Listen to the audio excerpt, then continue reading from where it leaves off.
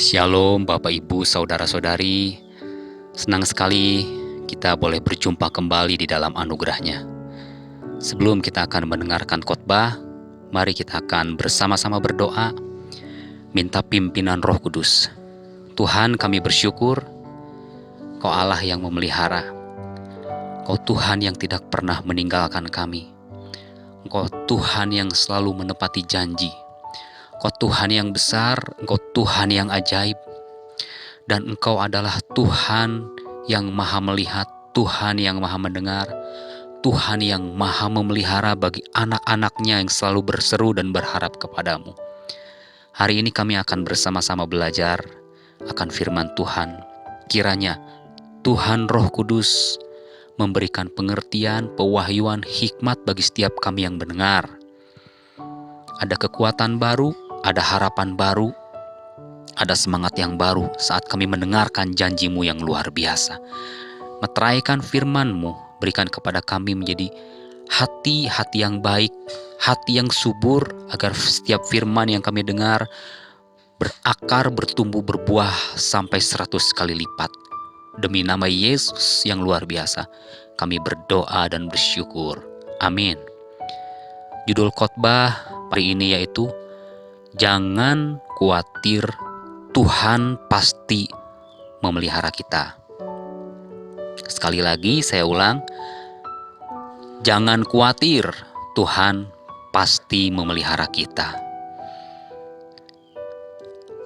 Siapa yang tidak takut dan khawatir melihat kehidupan hari-hari ini?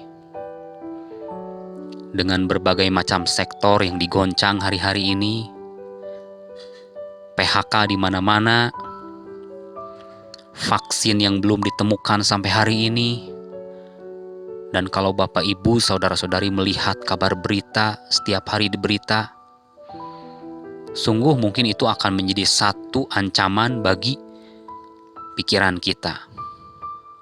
Sehingga banyak orang yang merasa takut, banyak orang yang merasa khawatir, banyak orang yang hari-hari ini tertekan jiwanya, menatap hari depan yang mungkin begitu suram, hari depan yang mungkin bagaimana tidak ada harapan di tengah-tengah situasi dan kondisi ekonomi yang seperti ini yang harus dihadapi oleh seperti kita hari-hari ini, saudaraku. Tetapi puji Tuhan, di dalam firman Tuhan selalu ada pengharapan, di dalam Yesus selalu ada kekuatan, di dalam janji-janji Tuhan selalu ada harapan. Dan satu hal saya ingin beritakan kepada saudara-saudari, kita punya Tuhan yang luar biasa. Kita punya Tuhan yang hidup. Kita punya Tuhan yang dahsyat, yang tidak pernah meninggalkan kita. Ingat itu, saudara-saudariku. Tuhan saudara dan Tuhan saya adalah Tuhan yang hidup, Tuhan yang luar biasa. Tidak akan pernah meninggalkan kita. Selama kita masih punya pengharapan, punya iman, dan tetap berseru kepada Tuhan Yesus Kristus. Ingat satu hal, Dia, Tuhan kita yang kita sembah, tidak akan pernah meninggalkan kita. Pasti pemeliharaannya sempurna buat hidup kita. Kita lihat di dalam Matius 6 ayat 31 sampai 34. Saya rindu kita membuka Alkitab kita bersama-sama. Di dalam Matius pasal ke-6 ayat 31 sampai 34 dikatakan seperti ini. Sebab itu janganlah kamu khawatir dan berkata, apakah yang akan kami makan? Apakah yang akan kami minum? Apakah yang akan kami pakai? Semua itu dicari bangsa-bangsa yang tidak mengenal Allah. Akan tetapi Bapamu yang di sorga tahu bahwa kamu memerlukan semuanya itu. Tetapi carilah dahulu kerajaan Allah dan kebenarannya, maka semuanya itu akan ditambahkan kepadamu. Sebab itu janganlah kamu khawatir akan hari besok, karena hari besok mempunyai kesusahannya sendiri. Kesusahan sehari cukuplah untuk sehari. Kita melihat bahwa Tuhan Yesus berkata kepada kita di dalam ayat 31, "Jangan kamu khawatir apa yang akan kita makan, apa yang akan kita minum, apa yang akan kita pakai." Itu artinya bahwa Tuhan tahu setiap kebutuhan kita. Tuhan mengerti apa yang akan kita makan, apa yang akan kita minum. Tuhan pasti menyediakan kebutuhan kita. Ingat, kita adalah anak-anaknya. Kalau kita anak-anaknya, pasti Bapa akan bertanggung jawab memelihara hidup kita. Untuk apa khawatir hari-hari ini, saudaraku? Untuk apa takut? Bukan berarti saya menyepelekan masalah saudara, bukan. Waktu kita khawatir, waktu kita takut, itu tidak akan menolong hidup kita. Justru pada waktu kita takut, kita khawatir, kita hanya akan menutup mata iman kita kepada Tuhan. Dan apakah dengan kita khawatir, kita bisa memperpanjang umur kita? Firman Allah berkata, apakah dengan rasa takut kita bisa memberikan jalan keluar? Apakah dengan rasa khawatir kita mujizat pasti terjadi? Justru dengan rasa takut, rasa khawatir yang terus-terusan ada di dalam pikiran kita, tidak sedikit orang yang hari-hari ini pada akhirnya mereka menjadi gila, mereka menjadi stres, dan yang paling ekstrim mereka melakukan bunuh diri. Jadi kita lihat bersama-sama, rasa takut, rasa khawatir yang berlebihan itu tidak akan pernah menolong manusia. Makanya Tuhan berkata, jangan kamu khawatir tentang makan, tentang minum, tentang pakaian. Di dalam ayat 32 dikatakan bahwa semua itu dicari bangsa-bangsa yang tidak mengenal Allah. Tetapi kita tahu, ayat di dalam 32 ini mengatakan selanjutnya, bahwa Bapamu yang di sorga tahu bahwa kamu memerlukan semuanya itu. Wow, luar biasa. Bapa kita yang di sorga tahu kebutuhan kita, bahwa kita memerlukan semuanya itu. Kita adalah anak-anaknya. Sekali lagi saya ingin berkata bahwa kita adalah anak-anaknya. Dan Tuhan adalah Bapa kita. Kalau saudara punya anak, saya yakin engkau sebagai orang tua pasti akan senantiasa mencukupi segala kebutuhan anak-anakmu. Amin, saudara-saudari. Kalau ngelihat anakmu sudah pakai baju yang robek, saya yakin sebagai orang tua pasti hatinya nggak tahan. Tanpa banyak omong kau akan membelikan baju yang baru. Ketika engkau melihat anakmu pakai sepatunya sudah sobek, saya yakin tanpa banyak omong orang tua yang normal pasti akan memberikan sepatu yang baru. Apalagi kita sebagai anak-anaknya, Tuhan sebagai Bapa kita. Wah, udah jangan diragukan lagi akan kebaikan Tuhan, saudaraku. Jangan diragukan lagi akan kasih Bapa kita di sorga. Bahkan seringkali kita mungkin baru berpikir Tuhan sudah menyediakan apa yang kita pikirkan itu. Sebelum kita berdoa kepada Tuhan, bahkan seringkali Tuhan sudah menyediakan apa yang kita doakan itu. Bapa di sorga tahu segala kebutuhan kita, saudara. Jangan takut hari-hari ini. Saya ingin berkata kepada kita, lawan rasa takutmu, lawan rasa khawatirmu, hancurkan itu di dalam nama Yesus. Karena itu dipakai oleh si iblis untuk menghancurkan iman kita. Itu dipakai oleh setan untuk menutup iman kita, sehingga kita tidak punya keberanian untuk percaya kepada Tuhan. Namun hari ini saya ingin berkata kepada kita, milikilah keberanian percaya kepada Tuhan. Mungkin hari ini situasinya sangat sulit bagi engkau. Tetapi firman Allah di dalam ayat 33 Matius 6 kita sama-sama baca. Tetapi carilah dahulu kerajaan Allah dan kebenarannya, maka semuanya itu akan ditambahkan kepadamu. Cari dahulu kerajaan Allah dan kebenarannya, maka semuanya itu akan ditambahkan kepadamu. Waktu kita mencari dahulu kerajaan Allah, memprioritaskan kerajaan Allah, mendahulukan hadirat Tuhan dalam hidup kita dan kebenarannya,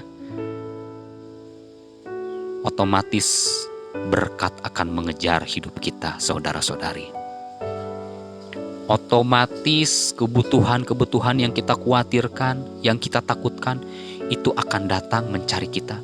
Bukan kita yang mengejar berkat, melainkan kita akan dikejar berkat. Ini firman yang berkata, saudara-saudari, waktu saudara dan saya mencari kerajaan Allah dan kebenarannya, hidup di dalam kebenarannya, dituntun oleh kebenarannya, dikuasai oleh kebenarannya, maka semuanya itu, apa semuanya? Segala kebutuhan kita, baik makanan, baik minuman, baik pakaian, maka Tuhan akan menambahkan itu dalam hidup kita, saudaraku. Persoalannya seringkali kita malah mengejar berkat, tapi kita melupakan kerajaan Allah. Seringkali kita karena rasa takut, rasa khawatir yang begitu luar biasa, justru kita salah langkah, yaitu melupakan Tuhan. Lupa untuk berdoa, lupa untuk membaca, merenungkan firman Tuhan. Berusaha dengan kekuatan sendiri, pinjam sana, pinjam sini, gali lubang, tutup lubang, gali lubang, tutup lubang, gali lubang. Akhirnya saudara terjebak dengan lingkaran setan. Kenapa? Karena kita tidak mencari dahulu kerajaan Allah. Waktu saudara dan saya mencari kerajaan Allah, mencari kebenarannya, maka langkah kita akan dipimpin oleh Roh Kudus. Pemikiran saudara, jiwa saudara akan dipenuhi dengan damai sejahtera dan sukacitanya Allah. Itu dulu yang penting. Hati dulu dipenuhi dengan damai sejahtera, pikiran dulu dipenuhi dengan ketenangan. Waktu hati kita damai, waktu pikiran kita tenang, waktu kebenarannya menuntun hidup kita, firman-Nya menuntun hidup kita, baru berkat itu mulai ditambahkan. Perlahan tapi pasti kebutuhan kita mulai dibukakan. Tuhan mulai membukakan jalan keluar. Bisnis kita mulai diberkati. Yang Tuhan inginkan adalah hati kita dulu terpaut dengan Dia. Yang Tuhan inginkan adalah ada pertobatan dulu di dalam hidup kita. Sadar bahwa tanpa Tuhan hidup kita pasti hancur, saudaraku. Percayalah, hari-hari ini hidup semakin sulit. Jika engkau tidak mencari kerajaan Allah dan kebenarannya, percayalah kau akan tersesat di tengah dunia yang semakin sulit ini. Percayalah, langkahmu akan menuju kepada penderitaan. Engkau dan saya perlu Dia. Engkau dan saya perlu Tuhan lebih daripada apapun juga. Itu sebabnya saya ingin berkata kepada setiap kita, ayo berhenti untuk takut, berhenti untuk khawatir. Mulailah prioritaskan kerajaan Allah dan kebenarannya. Cintailah hadirat Tuhan. Mulailah saat engkau bangun pagi, berdoa, memuji Tuhan. Cari wajah Tuhan terlebih dahulu, saudara-saudari. Karena itu di dalam ayat 34 dikatakan, mari kita lihat bersama-sama, sebab itu janganlah kamu khawatir akan hari besok. Karena hari besok mempunyai kesusahannya sendiri. Kesusahan sehari cukuplah untuk sehari, saudaraku. Jangan kita berpikir akan hari besok. Besok punya kesusahannya sendiri. Yang penting hari ini engkau masih bisa makan, bersyukur. Hari ini engkau masih bisa sekolah, bersyukur. Hari ini engkau masih bisa bernafas, bersyukur. Betapa baiknya Tuhan. Gak perlu mikir yang muluk-muluk, firman Tuhan berkata. 1 tahun lagi udah dipikirin. 10 tahun lagi udah dipikirin. Aduh, anak saya gimana ini sekolah. Aduh, jodoh kok belum datang-datang. Aduh, kok aku masih jomblo.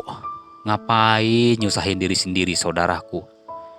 Kalau hari ini engkau masih sehat, itu tandanya kasih karunia Tuhan berlimpah dalam hidup kita. Firman Tuhan selalu ngajar yang simpel-simpel dan sederhana, saudaraku. Firman Tuhan tidak pernah mengajarkan kepada kita yang sulit-sulit, saudaraku. Waktu kita memiliki pikiran yang simpel, yang sederhana, maka hidup kita akan bahagia, saudaraku. Saudaraku, secara fisik, ketika engkau memiliki rasa khawatir yang berlebih, saudaraku, maka secara fisik pun akan dirasakan oleh hidup kita. Yang pertama, jika kita terus merasa khawatir, maka itu akan menghancurkan sistem saraf kita. Ya, jika kita terus-terusan takut, terus-terusan khawatir, maka tanpa saudara sadari, kekhawatiran itu akan menghancurkan sistem saraf kita. Perasaan khawatir berdampak pada kadar gula darah. Dan inilah yang berefek negatif pada sistem saraf, saudaraku. Yang kedua, kita akan selalu merasakan nyeri otot. Karena rasa khawatir bisa berakibat pada peningkatan hormon stres kortisol yang menyebabkan ketegangan pada otot. Inilah yang nantinya akan menjadi penyebab dari rasa sakit punggung, sakit kepala, dan lain-lainnya. Jadi kalau hari ini mungkin kau sering nyeri otot, cek apakah engkau selalu khawatir, apakah engkau selalu takut. Dan yang ketiga, dampak buruk kekhawatiran yaitu berbahaya bagi kesehatan jantung kita. Karena kekhawatiran juga berdampak pada kesehatan jantung. Perasaan khawatir ini dalam jangka waktu panjang mampu meningkatkan hormon kortisol yang dapat menyebabkan pembengkakan pada pembuluh darah. Jadi hati-hati, saudara-saudari, hati-hati. Kalau hari ini engkau terus merasa takut, merasa khawatir, mulailah bertobat dari rasa takut dan khawatirmu. Mulailah untuk mencari kerajaan Allah dan kebenarannya. Mulailah untuk percaya, bergantung sepenuhnya kepada Tuhan. Sebab di dalam Yeremia 17 ayat 6 dikatakan seperti ini. Mari kita lihat bersama-sama. Yeremia 17 ayat yang ke-6. Kita lihat bersama-sama.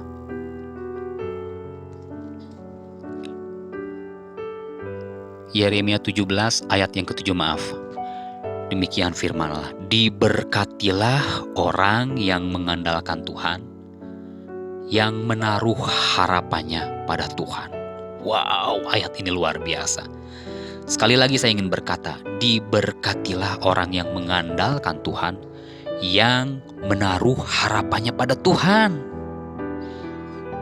Waktu rasa takutmu dan rasa khawatirmu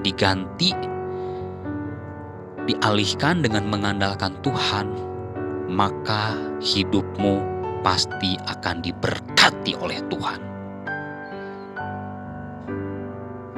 Berhentilah untuk mengandalkan skill kita, kepintaran kita, kemampuan kita. Berhentilah. Serahkan itu semua sama Tuhan. Hari ini orang-orang yang kuat, orang-orang yang hebat adalah orang-orang yang disertai oleh Tuhan. Hari ini orang-orang yang bisa tenang menghadapi badai adalah orang-orang yang mengandalkan Tuhan dan menaruh harapannya pada Tuhan. Bukan orang yang pintar, orang S3, orang yang cum laude. Maaf, bukan berarti saya merendahkan cum laude atau S3, bukan. Dunia sudah membuktikan dan survei sudah membuktikan. Tidak sedikit orang yang pintar akhirnya menjadi gila, tidak sedikit orang-orang yang bertitel popularitas akhirnya bunuh diri. Kenapa? Tidak kuat menanggung persoalan, saudaraku. Hanya orang yang mengandalkan Tuhan dan menaruh harapannya pada Tuhan, dialah yang akan tenang menghadapi setiap badai kekhawatiran dalam hidupnya. Karena hatinya akan dipenuhi dengan damai sejahtera, dengan ketenangan yang supranatural dari Tuhan Yesus sendiri. Lihat, saudara-saudari, Bapak Ibu, waktu engkau mengandalkan Tuhan, sekolahmu, bisnismu, apapun persoalanmu, pelan tapi pasti, maka Tuhan akan membuka jalan. Bisnismu akan diberkati. Jangan berhenti untuk mengandalkan Tuhan. Jangan berhenti untuk menaruh harapan kepada Tuhan. Hanya Dialah harapan kita di tengah-tengah dunia yang sulit saat ini, saudaraku.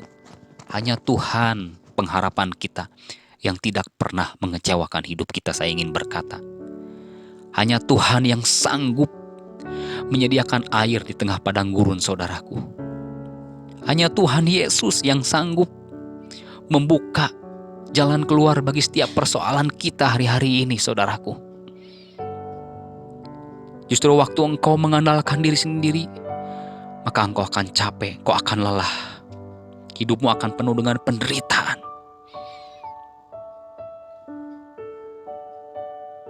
Justru pada saat engkau merasa takut, merasa khawatir, perbanyaklah berdoa, perbanyaklah bersekutu, perbanyaklah untuk mencari kerajaan Allah dan kebenarannya. Dan jangan pernah meninggalkan Tuhan, saudaraku. Jangan sekali-kali engkau mencari dukun, jangan sekali-kali engkau mencari jalan keluar kepada paranormal. Jangan sekali-kali engkau membelakangi Tuhan. Karena hidupmu akan penuh dengan penderitaan, saudaraku. Firman Allah ialah ya dan amin.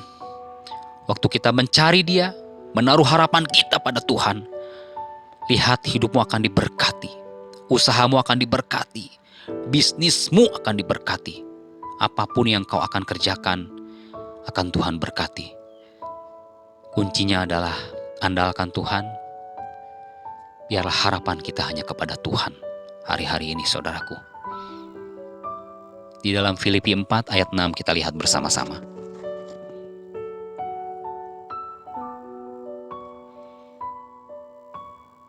Filipi 4 ayat yang ke-6.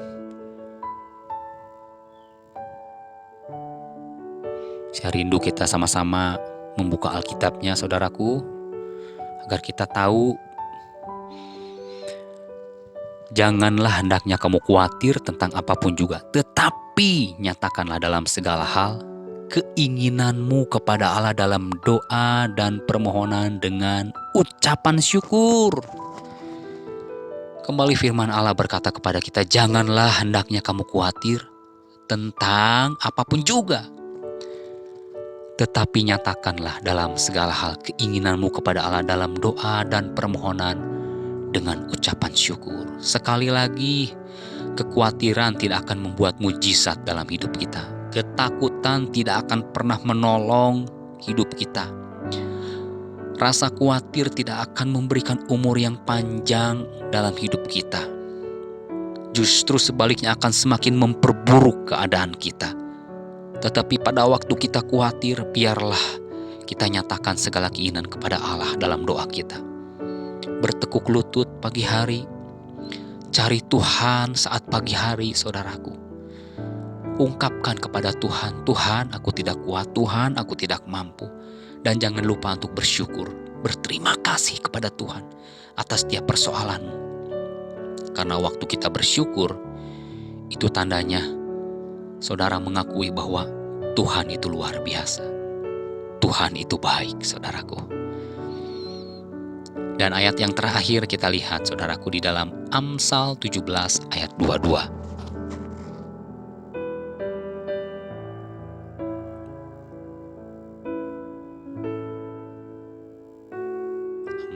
Amsal 17 ayat yang ke-22.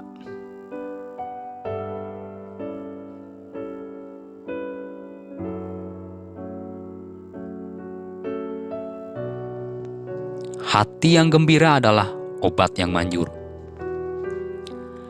tetapi semangat yang patah mengeringkan tulang.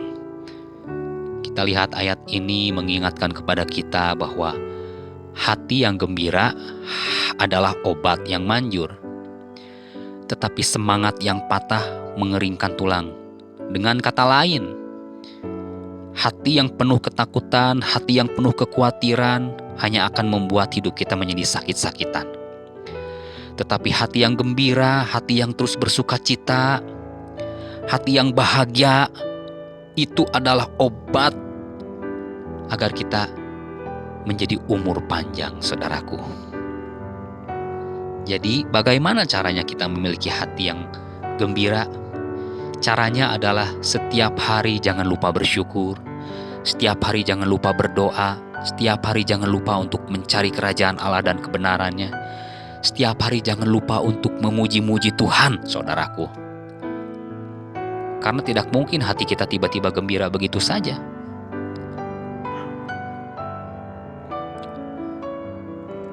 Waktu hati kita gembira, hati kita akan selalu dipenuhi dengan sukacita Allah, saudaraku.